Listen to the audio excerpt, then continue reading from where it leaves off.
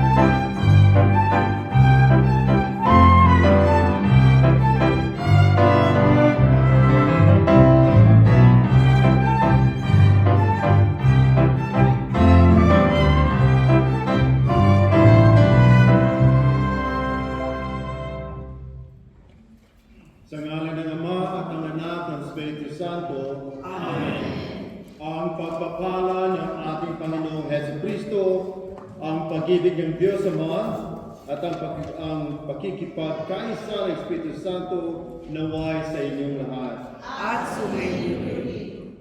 Mga kapatid, aminin natin ang ating mga kasalanan upang tayo'y marapat gumanap sa banal na pagdiriwang. Kasalanan ng mundo.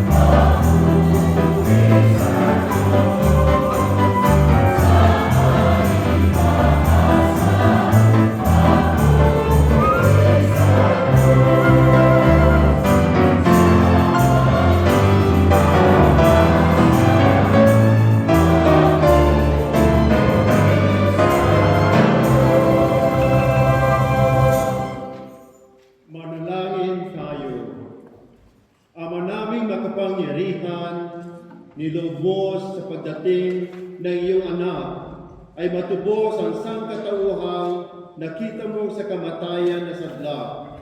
Ipagkaloob mo ang ang mga nagdiriwang sa kanyang pagkakatawang tao ng may kapakumbabaan at katapatan ay maging dapat na makasalo sa manunubos namin ito na siyang namamagitan kasama ng Espiritu Santo magpasawalang hanggan. Amen. Magsiupo po tayo.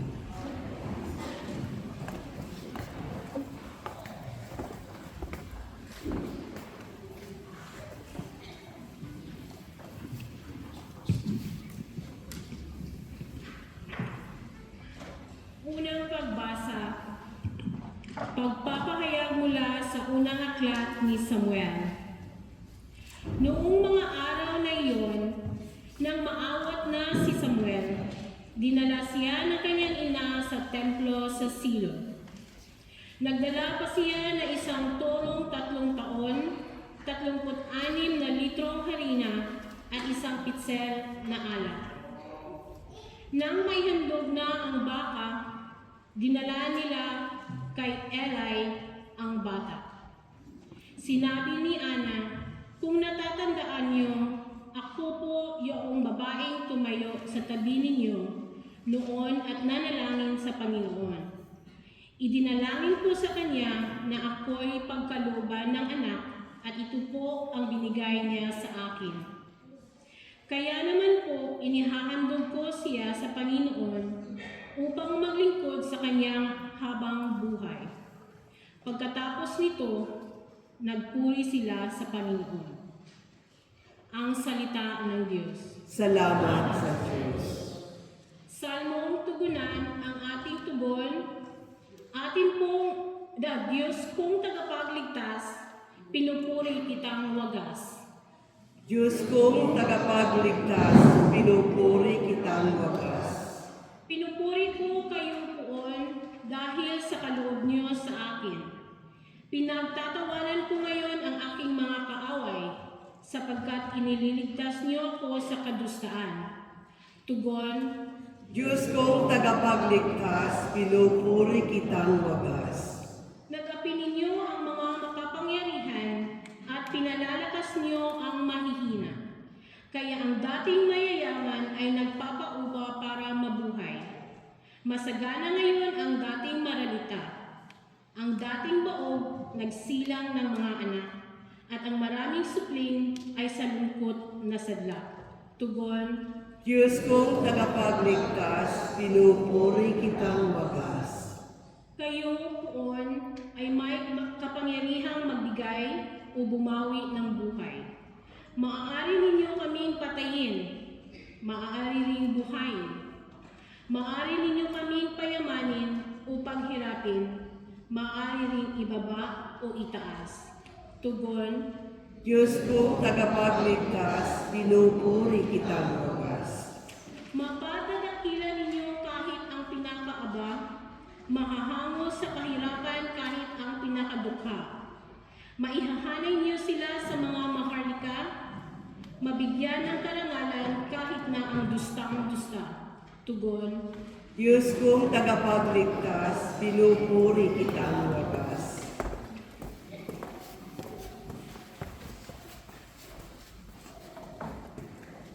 Magsitayo po tayo.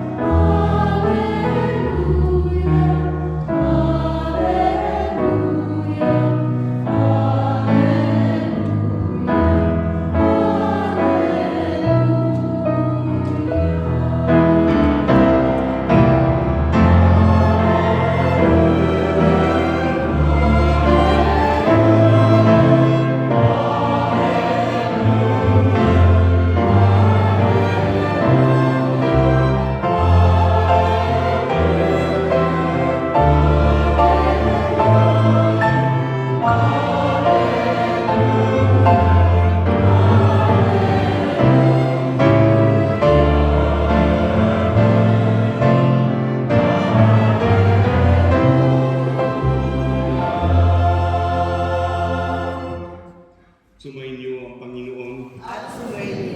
Ang mabuting balita ng Panginoon ayon kay San Lucas. Papuri sa iyo, Panginoon. Noong panahong iyon, ipinahayag ni Maria ang awit na ito. Ang puso ko'y nagpupuri sa Panginoon at nagagalak ang aking espiritu dahil sa Diyos na aking tagapagligtas, sapagkat nilingat niya ang kanyang abang alipin.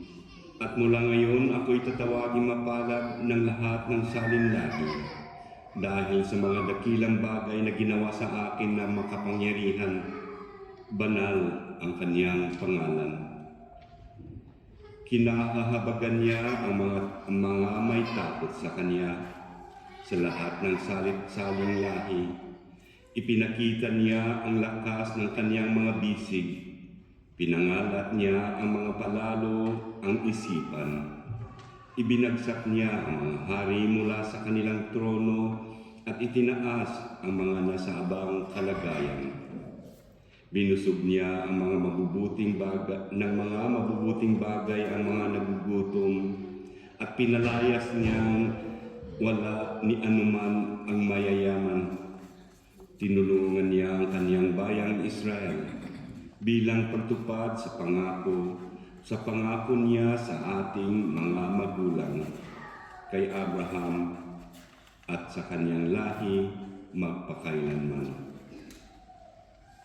Nanatili si Maria kina Elizabeth nang may 3 buwan at saka umuwi. Mga kapatid, ang mabuting balita ng Panginoon. Pinupuri ka namin, Panginoong Heso Kristo. Magsiupo po tayo.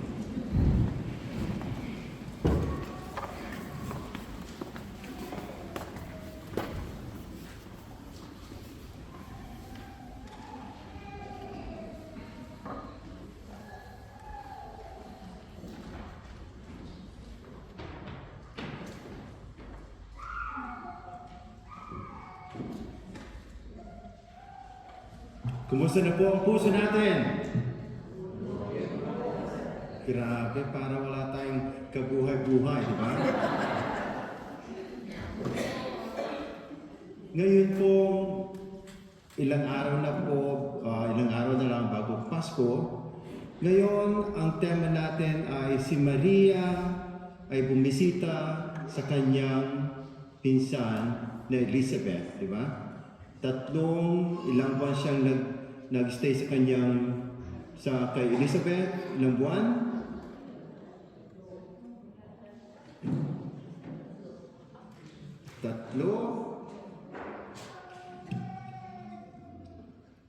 Whatever that would be.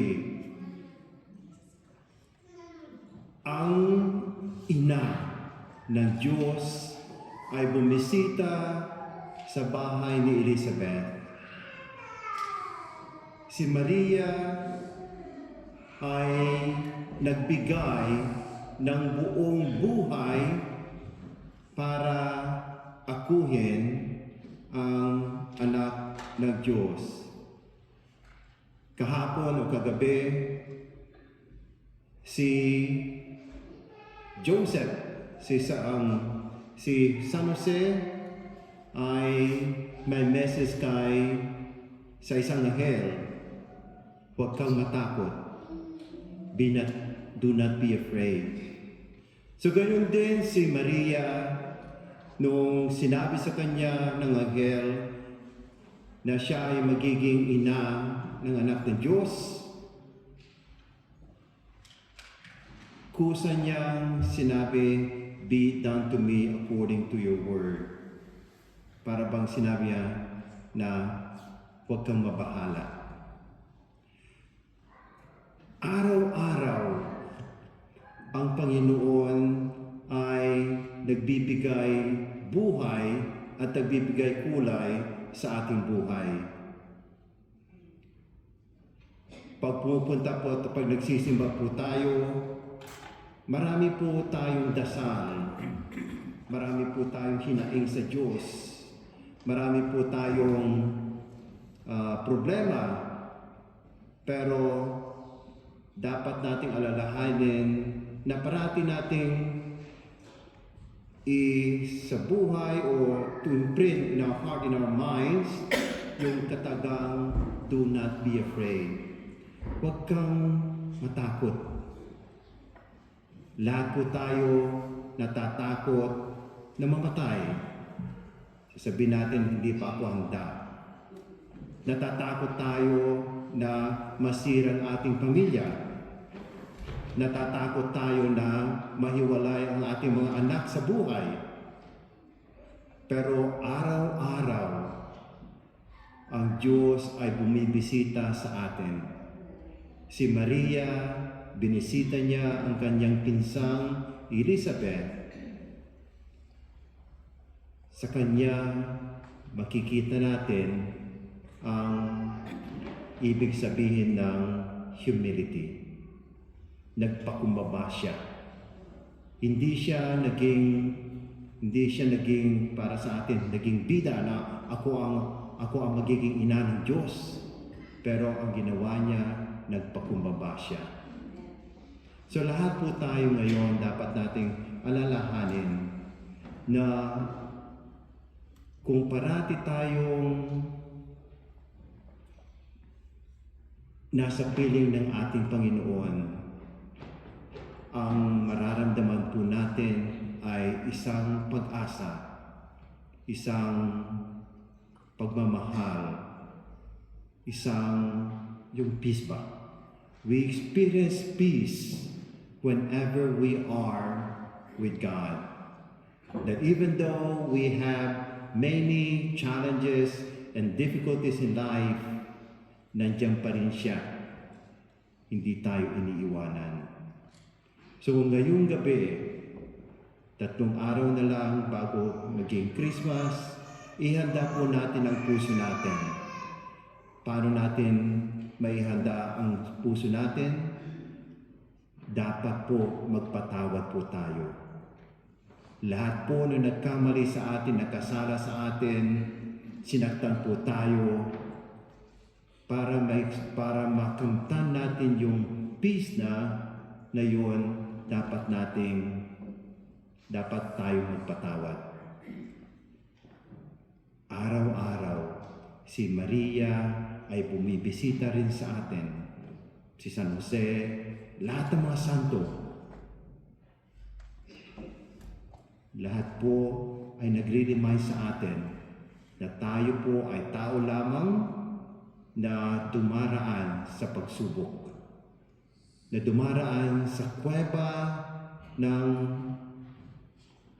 na maliit na kuweba, na doon tayo mapipurify. Sa Lent, 40 days of being in touch with ourselves. Ngayon din, 40 days din na i-prepare natin ang ating sarili, ang ating puso para ang Panginoon ay kusa nating matanggap na kahit hindi tayo handa, ibinibigay niya sa atin ang kanyang anak. Anak, ibibigay ko sa iyo ito, alagaan mo ang kanyang puso. Kasi pag nasugatan ang puso, mahirap man, pero ang importante po yan ay marunong po tayong magpatawad. So ngayong araw ng Pasko, hayaan po nating sabihin sa atin ng Panginoon na mahal kayo. Isipin nyo na nasa Pilipinas kayo ngayon. Ito, ang Our Lady of Victory, isa sa mga parokya na nagse-celebrate din ng simbang gabi. Let us always treasure each other. Let us always support one another. Sa inyo po, manggagaling ang lakas. You may not know me. I may not know you. But there is si Father Andy. Pero alam namin na besides doon sa mga dasal nyo, sa mga kaibigan nyo, sa pamilya nyo, ipinagdarasan nyo rin po kami. I am what I am today because of the prayers of my family, because of your support, na kahit na kami rin ay nagkakamali, still, binibigyan niyo pa kami ng pagkakataong magbago rin. Hindi po tayo perpekto, pero ang importante doon ay we must learn how to forgive. Kami po mga pare, isa lang po kami. May immediate family po kami. Pero ang pamilya namin ay kayo. You are our extended family, just like Mary. We are Mary is the first disciple, at sa kami rin ay instead na husgahan o ano pa yung mga chismis dyan, dapat nating isipin na lahat po tayo ay nagkakamali. And remember, the best gift that you can offer for us is your prayer. And then, we should be grateful, gaya na sinabi ni Father Andy na dalawa kaming Pilipinong pare dito. Hindi kayo nahihirapan na maghanap ng pare, di ba? Doon sa ibang simbahan, kumukuha pa sila ng pare para magmisa sa kanila. Pero kami nandito para maging makahulugan ang buhay natin. Maging makahulugan din ang Pasko natin. So sa ngayon, mga kapatid, isama niyo po kami sa dasal niyo. Isama niyo kami na para niyo kaming pamilya. Isama niyo kami sa lahat ng mga dasal niyo. And be assured that you will always be remembered in our prayers and also in the celebration of the Holy Eucharist. Mary is always visiting us. Joseph answered. The angel answered God's will in a dream. Hindi siya sumuko, but he always answered each day with love, with faith, and with hope. So, lahat po sana, huwag po tayong mawala ng pag-asa. Alalahanin niyo na yung dasal na Hail Mary. Ano ba yan? Hail Mary, full of grace, the Lord is with you. Blessed art thou among women, and blessed is the fruit of your womb, Jesus. Holy Mary, Mother of God, pray for us sinners, now and at the hour of our death. Amen. Remember po si Maria. Ano pang ibig sabihin ng Maria? M stands for meekness, right? Pungumaba. And then A stands for accommodation or accountability. R stands for respect. And then the Y is you. Kaya kayo po, Maria ay nasa atin. Let us always treasure her because she is the Mother of God and she is also our mother and she's the first disciple of Christ. And allow God or allow Mary to be part of your journey. Kaya lahat po ng mga ina, saludo po ako sa inyo. Bakit po? Kasi po, you carried the child within your womb for 9 months. Naghirap po kayo. You never give up. So saludo po kami sa inyo.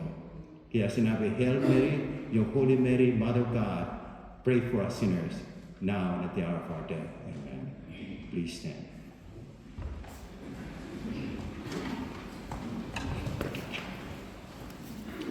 Kahanga-hanga ang ginawa ng Diyos, di lamang kay Maria, kundi pati na sa atin. Magpasalamat tayo sa Kanya, ang ating buong itugon. Salamat sa iyo, Panginoon. Salamat sa iyo, Panginoon.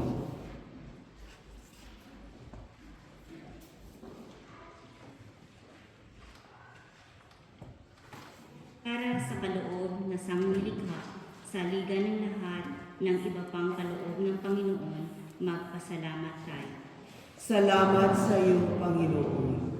Para sa buhay at lahat ng pagkakataong kaloob ng Diyos upang tayo'y maging kasangkapan ng kanyang pag-ibig sa kapwa. Magpasalamat tayo. Salamat sa iyo, Panginoon.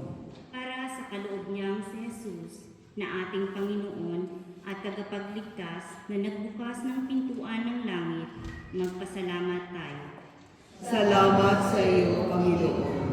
Para sa kaloob niyang simbahan at mga bunga ng kabanalang lumago roon sa loob ng maraming siglo at nagpapatuloy hanggang ngayon, magpasalamat tayo. Salamat sa iyo, Panginoon. Para sa kaloob na salita ng Diyos na para sa atin ay bukal na kaliwanagan, tibay ng loob at kasiglahan, magpasalamat tayo. Salamat sa iyo, Panginoon. Para sa mga kaloob na sakramento ng ating pakikipagtagpo kay Kristong muling nabuhay at pinaghahanguan ng kailangan lakas upang mamuhay alinsunod sa Ebanghelyo, magpasalamat tayo. Salamat sa iyo, Panginoon. Alalahanin natin ang iba pang dapat nating ipagpasalamat sa Panginoon.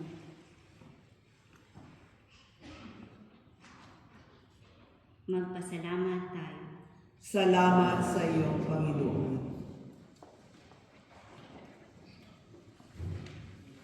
Panginoong Diyos, bukaan ng lahat ng buti ng buhay, patuloy mo kaming pagkalooban ng iyong pagpapala, tulutan mo kami at lahat ng aming gawin ay maging patuloy na pasasalamat sa iyong nabubuhay at nakahari magpasawalang hanggan. Amen.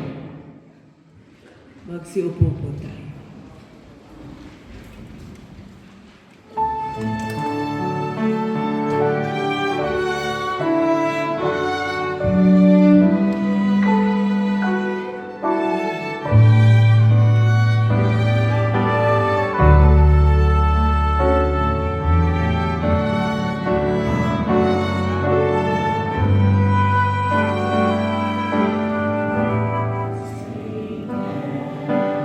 See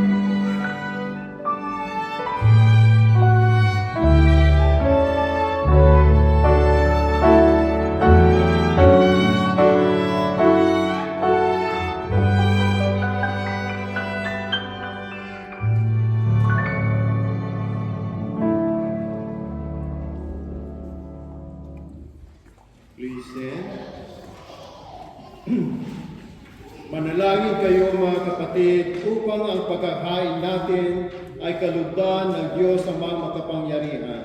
Tanggapin nawa ng Panginoon itong paghahain sa iyong mga kamay, sa kapurihan niya at karangalan sa ating kapakinabangan at sa buong sambayanan niyang banal. Ama naming lumikha, dumudulog kaming may tiwala sa iyong tapat na paglingap.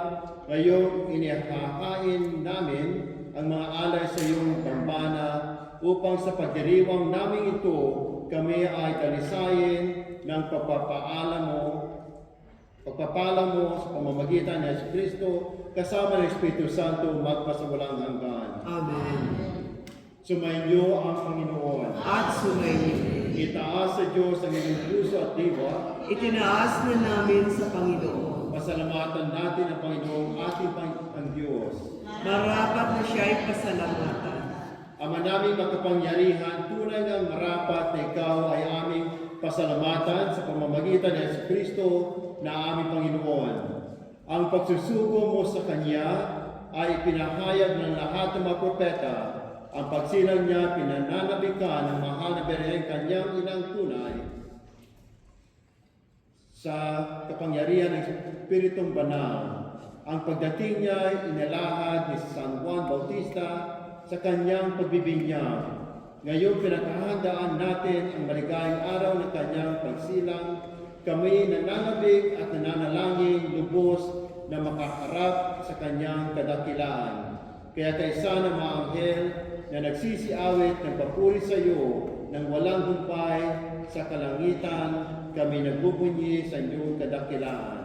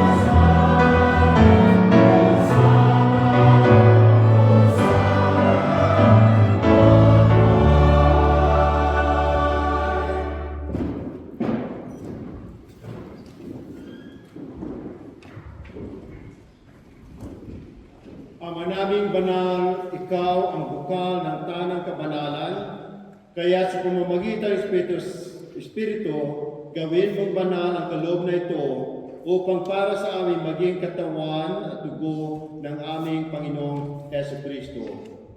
Bago niya pinag-iisang pusang loob na maging handog, hinawakan niya ang tinapay, pinasalamatan kanya, pinaghati-hati niya iyon, inabot sa kanyang mga alagad at sinabi, tanggapin ninyong lahat ito at kanin, ito ang aking katawan na ihahandog para sa inyo.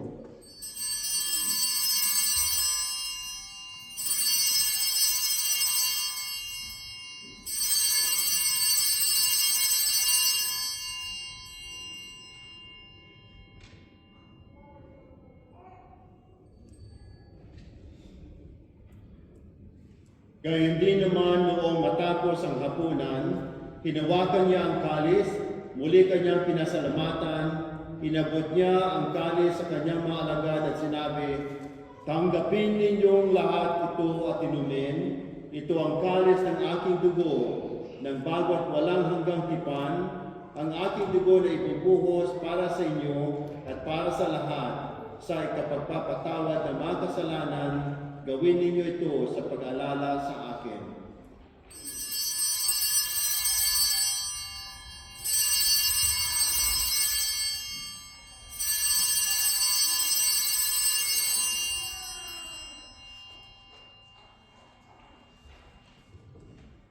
Ipagbunyin natin ang misteryo ng pananampalataya.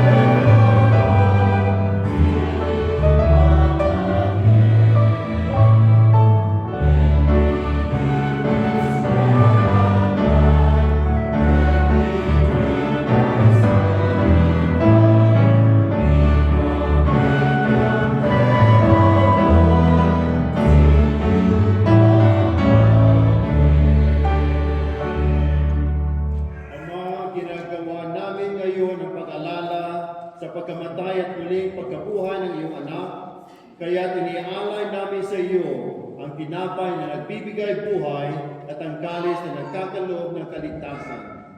Kami nagpapasalamat dahil kami iyong minarapat na tumayo sa harap mo para maglingkod sa iyo. Isinasamo namin kaming magsasalo-salo sa katawan at dugo ni Kristo ay mabuklod sa pagkakaisa sa pamamagitan ng Espiritu Santo.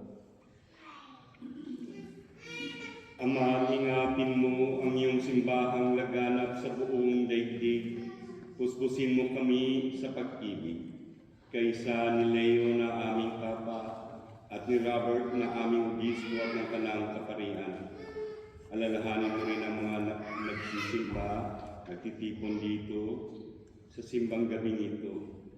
Naway ikaw po ang magbigay sa kanila ng lahat ng kanilang mga hinihiling. Patnubayan mo kaming lahat upang kami maging karapat-dapat sa iyo. Alalahanin mo rin ang mga kapatid naming nahimlay ng may pag-asang sila'y muling mabubuhay. Gayon din ang lahat ng mga pumanaw, kaawaan mo sila patuloyin sa iyong kaliwanagan. Kaawaan mo at pagindakatin kaming lahat na makasalo sa iyong buhay na walang wakas. Kaysa ng mahal na Birheng Maria na ina ng Diyos, kaysa ni San Jose na kanyang kabiyak sa puso, kaysa ng mga apostol at ang lahat ng mga banal na namuhay dito sa daigdig ng kalugod-lugod sa iyo, may pagdiwang nawa namin ang pagpupuri sa ikararangal mo sa pamamagitan ng iyong anak na aming Panginoong Jesucristo.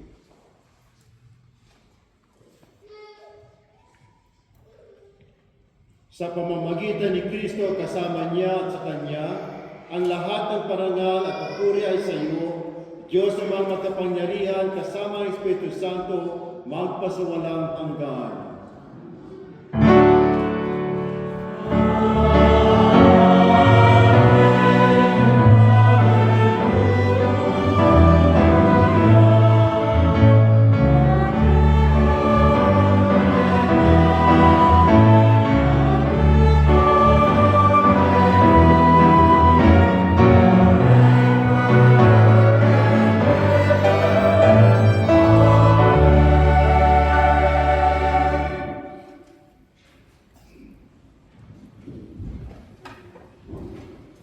Sa tagubilin ng mga nakagagaling na utos sa turo ni Jesus na Panginoon natin at Diyos, ipahayag natin ng lakas loob.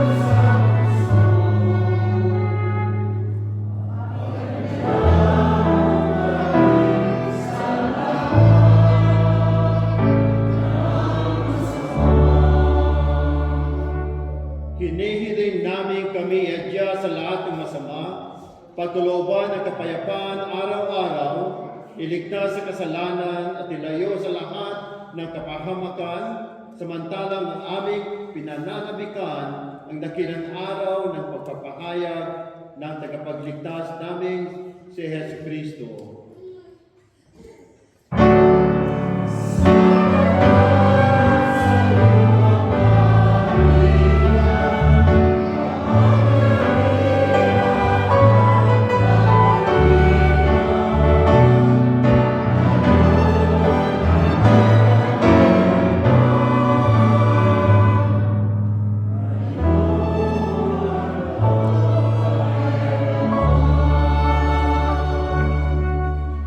Panginoong Hesus Kristo, sinabi mo sa inyong mga apostol, kapayapaan ang iniiwan ko sa inyo. Ang aking kapayapaan ay ang ibinibigay ko sa inyo. Tunghayan mo ang aming pananampalataya at huwag ang aming pagkakasala. Pagkalooban mo kami ng kapayapaan at pagkakaisa ayon sa iyong kalooban, kasama ng Espiritu Santo, magpasawalang hanggan. Amen. Ang kapayapaan ng Panginoon ay laging sumainyo. At sumainyo rin. Magbigay kayo ng kapayapaan sa isa't isa.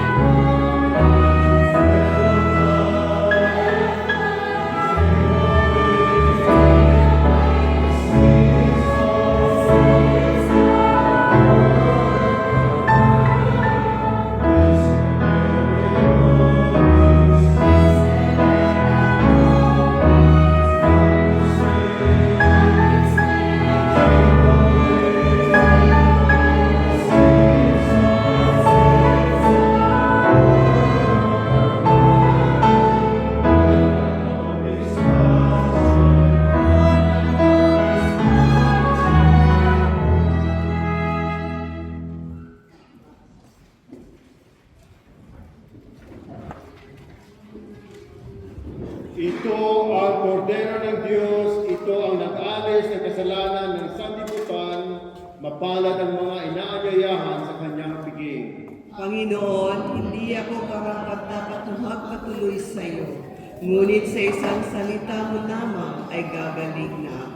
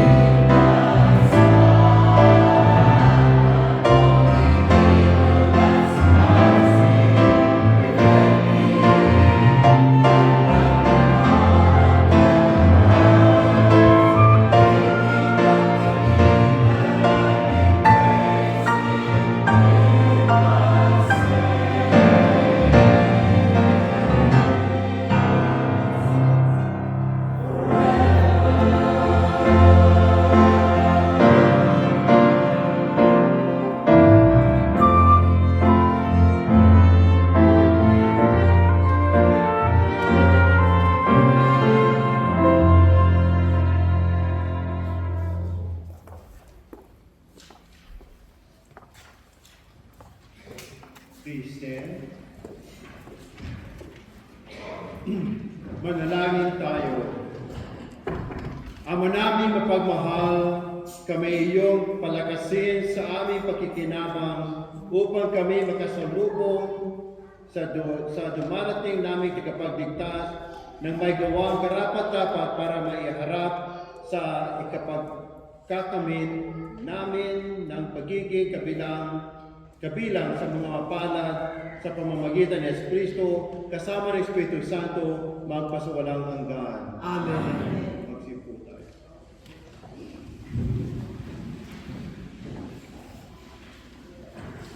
Good evening once again po. Ako si Lito Constantino. Salamat po sa Father Mario and Father Andy for celebrating the Mass tonight. Like I said the other day, we are so blessed to have dalawang Pinoy priest in our midst. And araw-araw pa tayong Pinoy. So salamat po sa inyo. And then salamat po din sa choir natin, BLD Choir.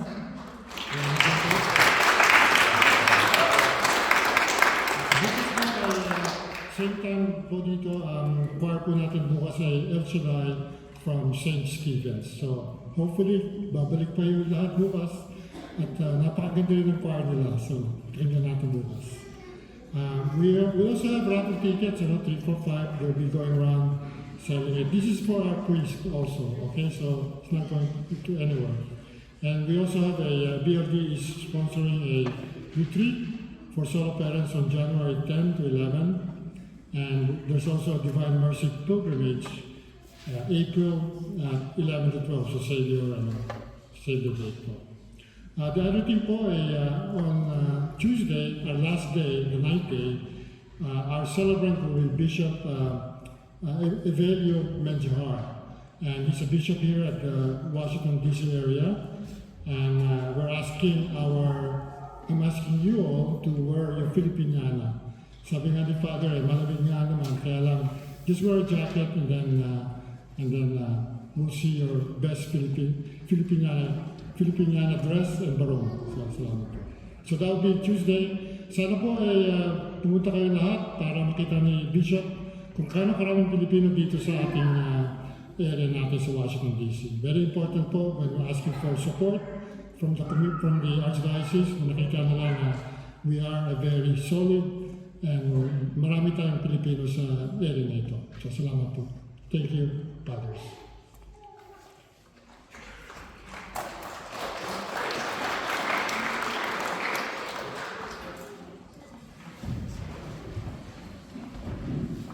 Sumainyo ang Panginoon. At sumainyo rin. Pagpalain kayo ng makapangyarihang Diyos, Ama at Anak ng Espiritu Santo. Amen. Humayo kayong taglay ang kapayapaan upang ang Panginoon ay mahalin at paglingkuran. Salamat sa Diyos.